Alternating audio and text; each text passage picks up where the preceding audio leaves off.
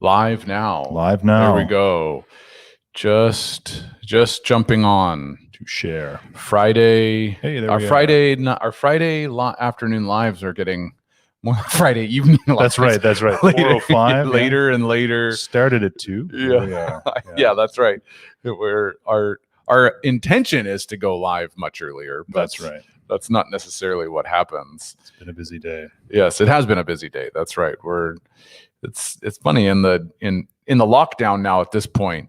You know, we're less locked down, but it just seems like things have been getting busier and busier and busier. Yeah, I've had a lot of people we've had guests from Nova Scotia comment about how they find people are too relaxed here about this whole thing.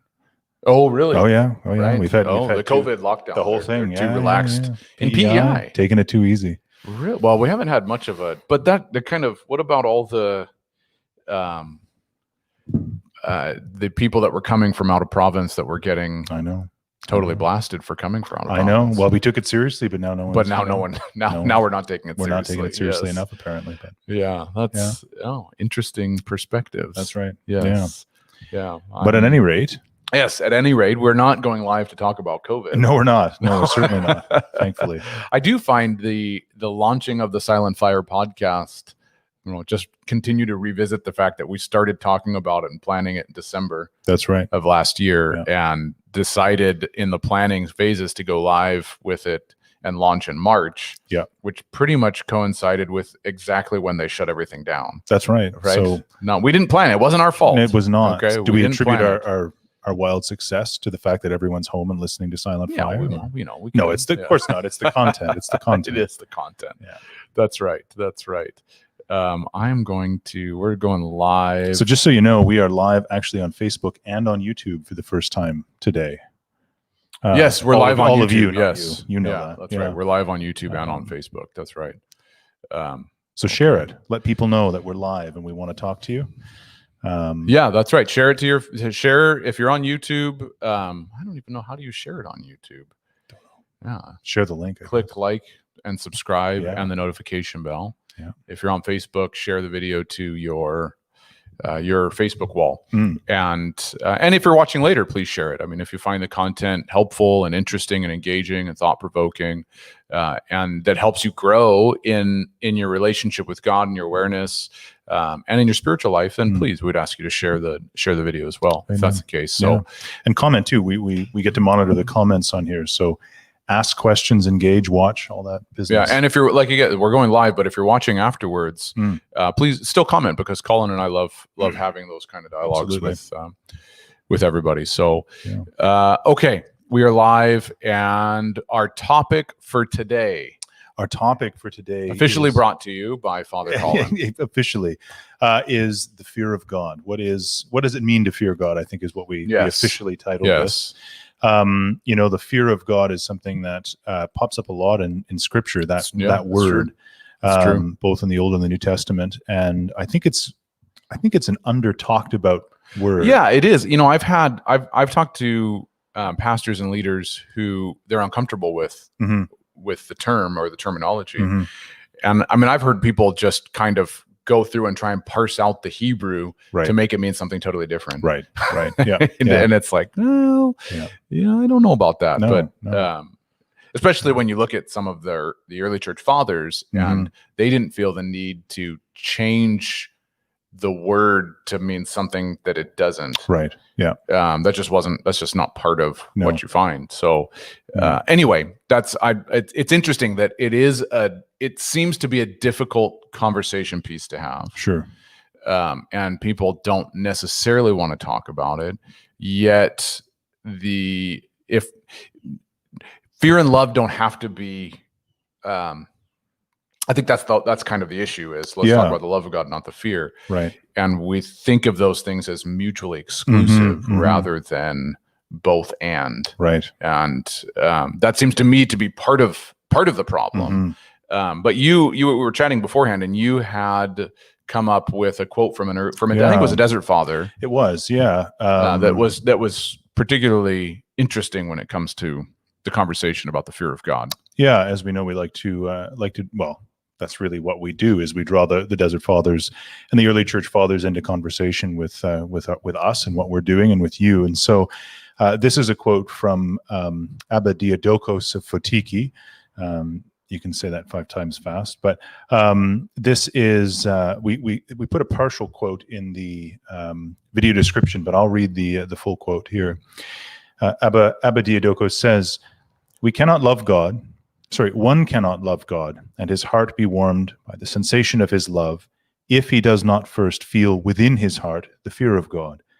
For the power of the fear of God soothes and softens the soul so that it can attain to a state of forceful and vibrant love of him.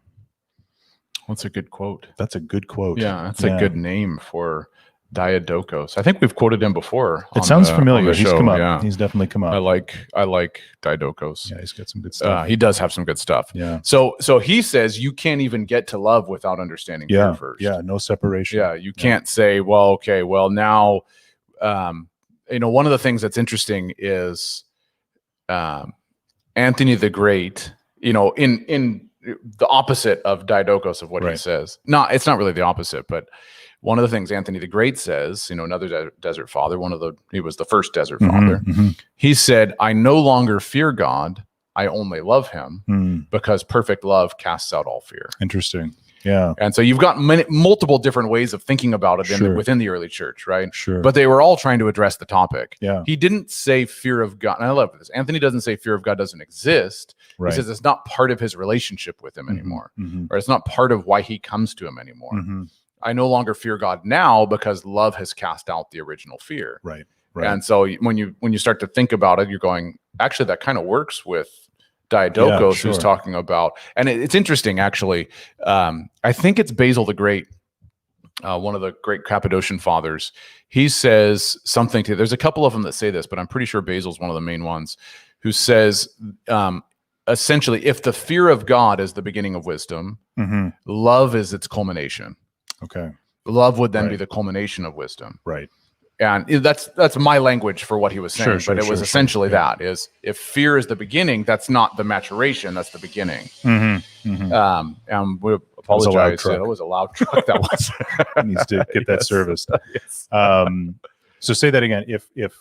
If the fear of God is the beginning of wisdom, love is the culmination of wisdom. And that was a lot. It wasn't just Basil the Great. Again, Basil the Great was the great Trinitarian theologian, right? The Cappadocian fathers who really gave us language to articulate, not that, especially the Holy Spirit's role within the Trinity. When you get to Basil the Great, a little bit after the argument about Jesus and Arianism and all of that kind of stuff. Arianism, right? He was a created being, all that. Yes. Yes. The guy who got punched by St. Nicholas. Yes. Yeah. Yes. So anyway, all of these are interesting. I have a story. Okay. Or just, I guess not a story, an analogy that I often think about when it comes to fear and love and how fear and love can coexist within the same relationship or thing, whatever. And it's really when I think about my dad. Okay. And which is, it's obviously not the best example of Father God, but he is a father. Yeah. So we learn things about the heart of the Father from our fathers. There was a number of times, maybe you had this as well. I have a younger brother. And we were fairly rambunctious when we were young. Sure. I have a 5-year-old who you've met. And I have, yeah. I hope he's the spitting likeness of me. Okay. And he's crazy, just like I was crazy. Yeah. And we'd break things. Yep. And we'd do bad things and all that kind of stuff. And, my mom, she would try and discipline us, usually by spanking us. And we would kind of laugh. Sure. Because she never really had it in her heart to actually spank us. Right. So eventually she started using the phrase that everybody knows, just wait until your father gets home. Oh, yeah, right. Right? Yeah. And that would strike fear in our hearts. Sure. Because we knew when Dad got home that he would mean business if we had been bad and disrespected our mom and all that stuff, right? Absolutely. And so that might be a whole day before he gets home. And then, but my parents were good in the sense, it can be really easy knowingly having 3 young kids. It can be really easy to make empty threats about what consequences are going to be, what punishment is going to be. My mom and my dad were pretty good about following through on that. They weren't, I don't think they were overly hard on us, but they were good at following through on, if there's going to be a punishment, it's not just an empty threat, it's going to happen. Right. And I found that once we started really Aaron and I, when it comes to kids, once we started shoring up our empty threats, our kids starting obeying better. Anyway, so she'd say that, and then we'd spend the rest of the day in palpable fear of our father coming home. Right? Yeah, absolutely. Yeah. And I've reflected upon that in thinking about the fear of God and the love of God, and I've realized now that one thing is, at no point did I ever think my father didn't love me. Interesting. It was never, I'm afraid of him, or I'm afraid of the punishment. I'm not afraid of the person. Yeah. Right. I've incurred the consequences for my actions, and rightfully so, running around to break stuff or whatever, yelling at my brother, hitting my brother, whatever, being disrespectful to my mom, all that stuff. I incurred the rightful consequences. And I didn't go, oh, dad doesn't love me anymore. So those two things weren't mutually exclusive, love and fear. Right. And so I realized, as I thought about it, and as I pondered the fear of God and the love of God, is that actually the fear of my father and the consequence of the punishment it gave me structure for my life. And in understanding fearing him and fearing the punishment that would happen if I acted out of line, the discipline, right? It was like, oh, okay, well, next time I won't run into the table and break the lamp, right? Right. Yeah. Which did happen. Sure. Next time I won't do this. So fear actually gave me structure for my life. Right.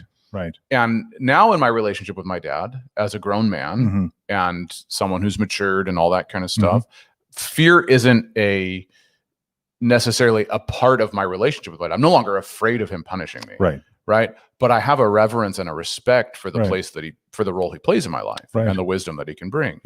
So fear and love both worked in tandem, and it matured. And I think that's what Anthony's getting at, is some kind of approximation there is, it's not like the fear is gone. It's just different. Right. It's actually become such a part of who I am. That it's not like I had to go, I'm not afraid of him, I don't fear my dad anymore. It's not really a thought process, right?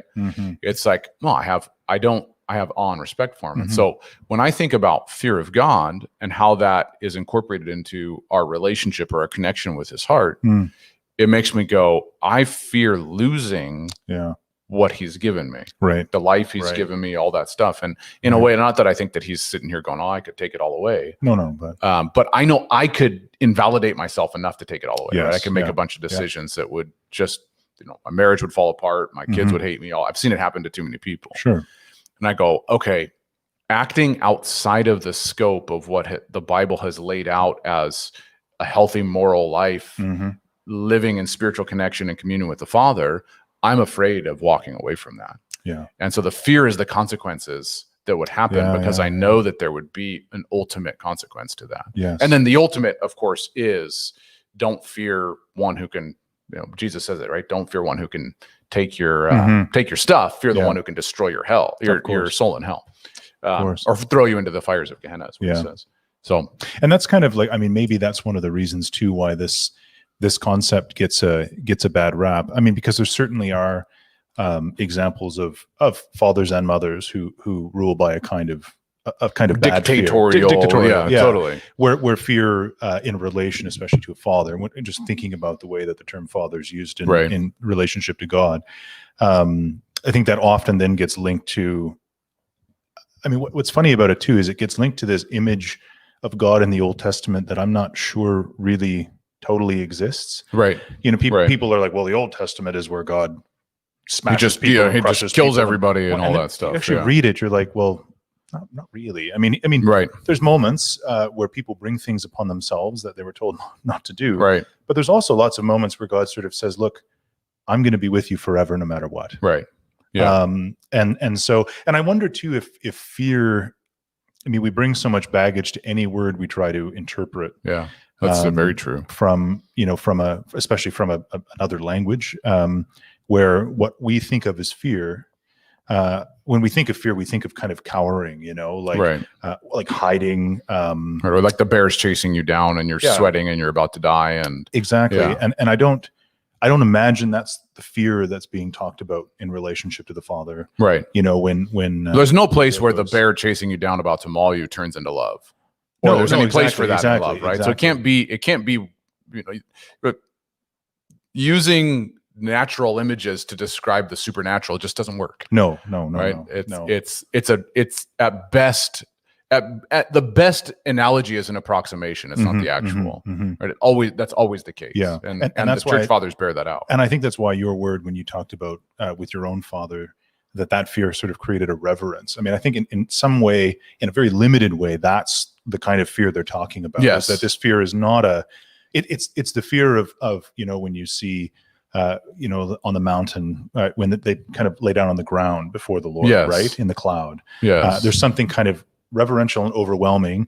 There is something terrifying about it, but not in the bear chasing you down, in this way of like, you're just sort of overcome by something so much, right, so far beyond you, and your understanding that you can't help but do that. But it is interesting, I think, what I'm not checking my phone, I'm just looking at the quote. The quote, yes, Diadochos, checking my Instagram now. That it is this, in both of those cases, as you said with Anthony, that it is it follows, right? That the love follows this fear. Right. Yes. And that we first must have that. But that's a hard thing to kind of preach today.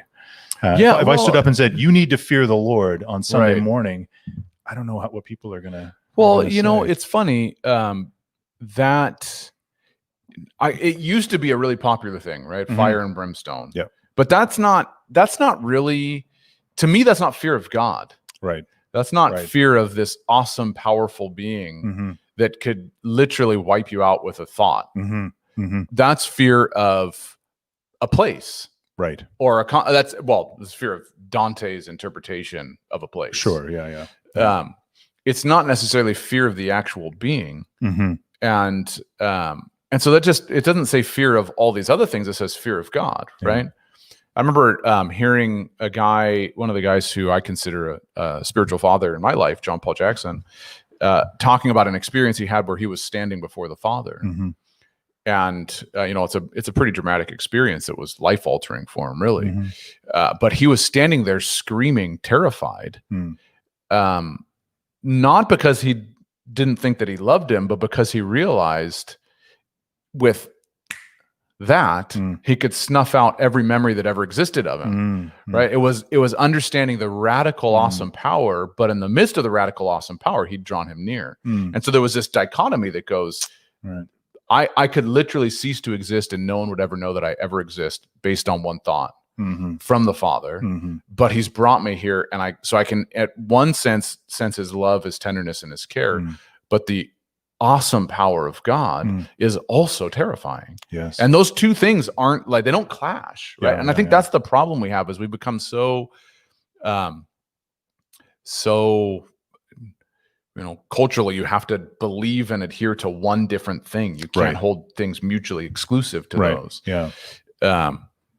For like down in the States, if you're a Republican, you have to think all of these different ways. You can't think. You have to think exactly like I tell you to think to be part of the in crowd. Either we fear God or fear God or we love God, and it's become polarizing. And the Bible, it's not polarizing the Bible. No. And it wasn't polarizing to the early church fathers. No. It was a both and. Like I said, it gives me structure for my life to go, there's consequences. The Bible lays out very significant consequences.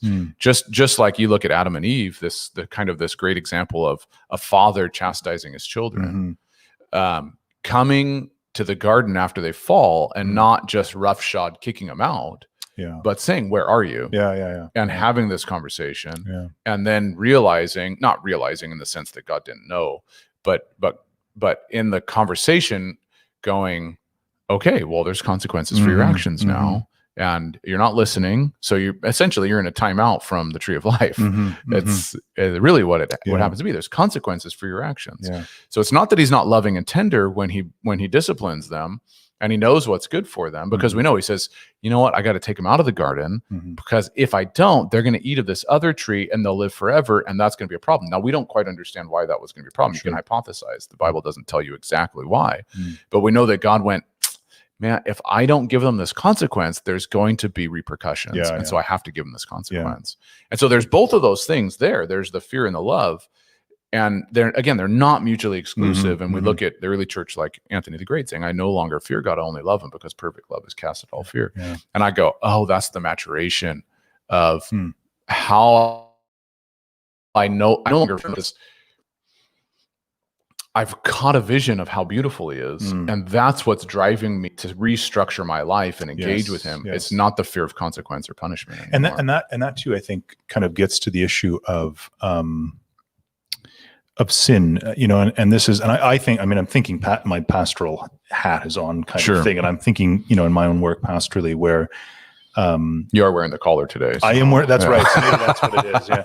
But when we think about sin as this thing that we do so often, that's another thing that's couched in all of this baggage. Where people say, well, we don't do that because God doesn't like it, and God's going to get you if you do it, right? But if fear of the Lord is the beginning of wisdom, and love is its sort of the greatest expression of wisdom, greatest expression, and if as Diadochos says, fear kind of leads to this love, then I think it's not so much that that's what any kind of sin is doing. It's more that what we should be afraid of if we fear God is we fear separation from God. Yes. Yeah. I think that's absolutely the case. And that's what sin does. It's not that we're afraid that this hand is just going to come down like a fruit fly and smush us. Right. It's that we love, we fear, and so we are afraid of losing this sort of connection. And being in that, And so in the rudimentary forms of that is what the picture in Revelation of being cast into the fire, right? So but that's the rudimentary form of it. That's the ultimate expression of losing the connection with the Father, but it's the rudimentary form of why you would have fear in the first place. Right. Is that picture, and again, popularized more so later, get decades and decades, millennia after those things were written, in terms of the popular view of fire and brimstone, and the devil poking you and all that stuff. Yes. And not saying that there's not something to fear there, but you're right. I think the fear, the expression of that fear on a day-to-day level is losing the connection, losing that place of the life of the age to come that's come to inhabit me, right? Yes, I actually could do things in such a way that I would lose that. And, Hebrews 6 notwithstanding, those who have tasted the heavenly gift and fallen away, whether you can fall away or not, there is an actual, even if you can't fall away, there's still a fear that you could lose it. Right. I know that if I'm not humble enough to admit how fallible I am, then it's one cardinal in the Catholic Church back in, I think, the 1600s, Cardinal Giovanni Bona, he said, if a man does not consider himself able to fall, he has already begun to fall. Which is so true. Right? It's so true. And anyway, it's but then when you realize that the one you fear separation from loves you anyway. Yes. Maybe that's where the love begins, right? Where that fear is sort of transformed. Just because you kind of say, well, I'm afraid of the things I will do that will separate me from this. But this, in a way, this thing will never, and this God, this thing, this love will never separate itself from me willingly. And I always think of that. Yeah, which is that's what in Romans, height, breadth, depth, nothing can separate us from the love of God, right? And that makes me think of, I think one of the most, it cuts me, just like I find it a scary verse in Scripture, where it talks about being cast into outer darkness in the King James, where there's weeping and gnashing of teeth. And I'm just like, I don't know what that is, but I don't want to go there. I do not want that in my life. And I think I think that verse, to me, it always speaks so very clearly about sin and the separation. And maybe I don't want to get off topic, but in the sense that that it's outer darkness, that you're out there.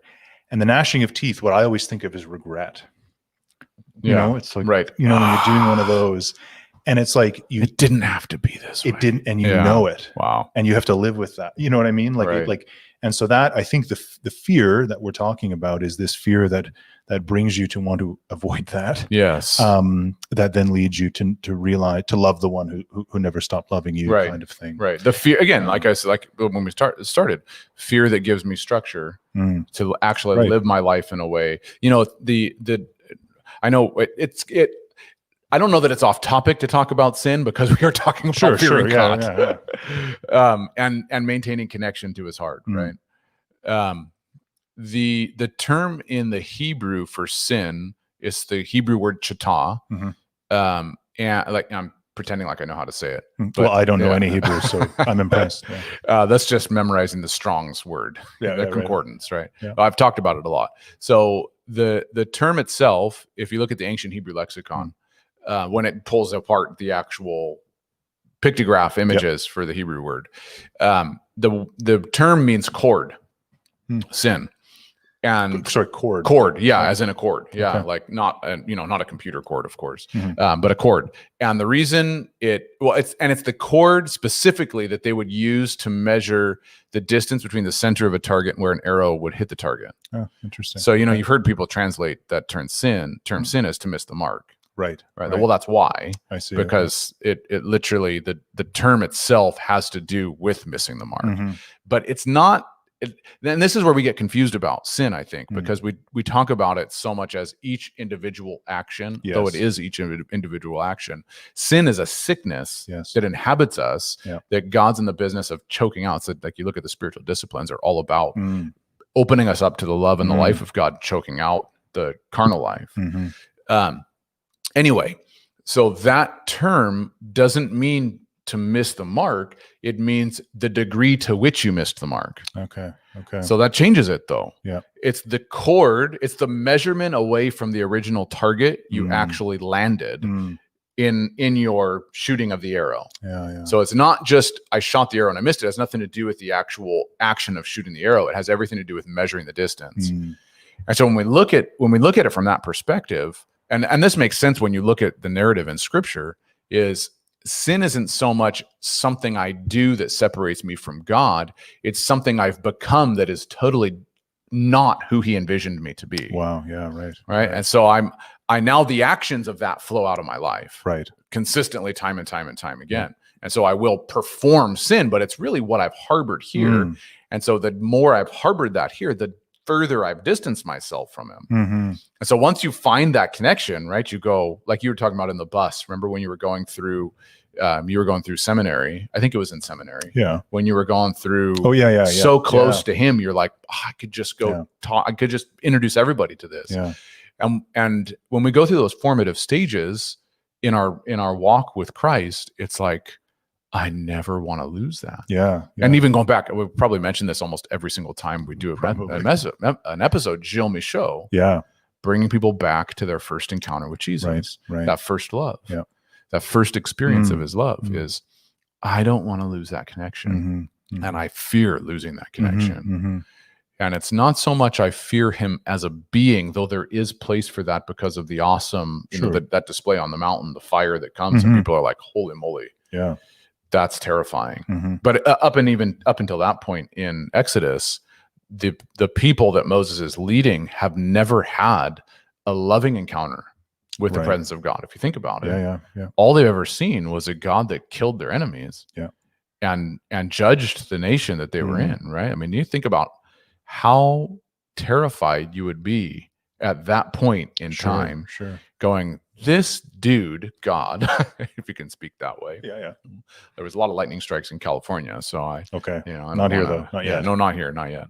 Although it is overcast, so we just want to be careful how we talk about God as a dude. You think they just watched him kill the firstborn. Yeah. Or how, I mean, again, going through the judgment when it comes to the firstborn was against the gods of Israel. It says, I've judged your God, not the gods of Israel, so the gods of Egypt. I've judged your gods, and this is what's happened. That's where the 10th plague comes from. The death of the firstborn specifically says, your gods have been judged. So anyway, then, that getting back into Egyptian worship and all that stuff, it makes sense. All of the plagues and all. I mean, each one of the plagues was a judgment against one of the gods and the representation of each of the gods, all this kind of stuff, right? It's much deeper than just I'm going to arbitrarily choose to do these things. Sun locust. Well, sun locust, we'll send this. It's much deeper than that. Yeah. Anyway, so they've seen all of these things. They've seen the Egyptian army totally wiped out because the Red Sea came and covered right back over them. And then they get in front of the mountain and Moses is like, hey, this God wants to lead you. And they're like, yeah, right. Yeah. Wait a second. We saw what he does. Yeah. And we're not quite sure if we want that. Right. But Moses, as the emissary and the ambassador, has seen the loving God who led him in the wilderness, who encountered him in silence and solitude time and time again while he's leading his sheep, while he's leading the sheep, and who appeared to him as a fire that doesn't consume. And that was the point, is I'm a fire that doesn't consume. Right.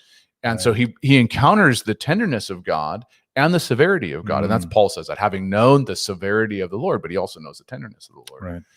That they only saw the severity. And when they only saw the severity, it caused them to go, no, I'm too afraid of that. Right. So again, fear and love have to work within each other. Yeah. And there is that place for fearing the awesomeness of God and the terrifyingness of God.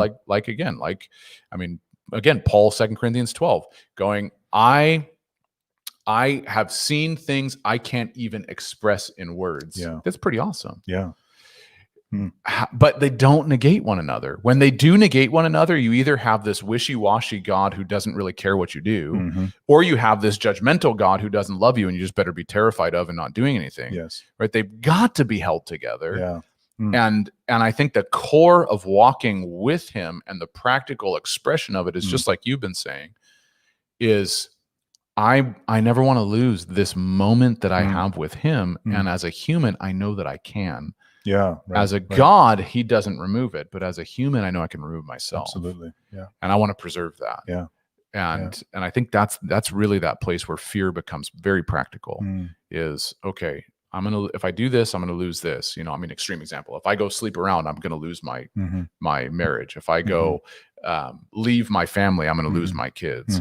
If I go to Vegas and spend all the money and all that, I'm gonna lose my finances. I'm gonna lose my house or whatever. Those are extreme examples, but that's I could do things that would cause me to lose this connection with the heart of God, and I don't want to lose that.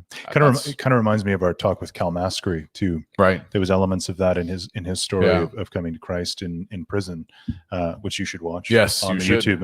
Amazing guy and amazing YouTubes on the YouTubes. Amazing guy, amazing interview. But he kind of talked about that where it was like I think if I remember, he kind of woke up that one morning. That's right. When he kind of given. If you're real, show yourself to me. And then it's like, but then he was just like, well, look at his life now. Yeah.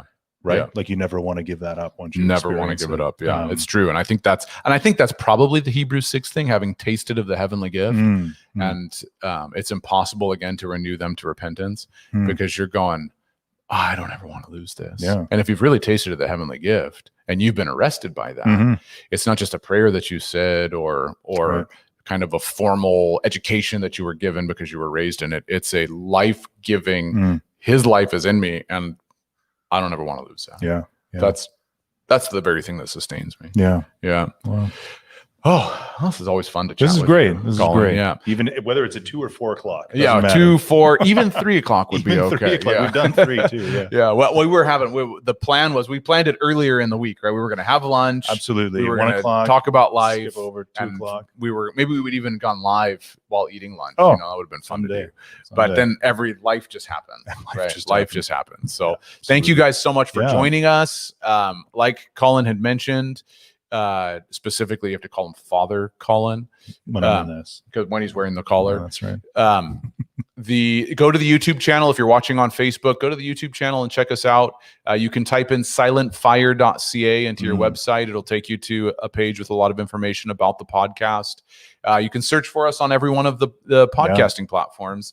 And in fact, this episode will be uploaded to the podcasting platforms too. So if you want to watch this or listen to this in your cars, and however you listen to podcasts, then it'll be up there as well.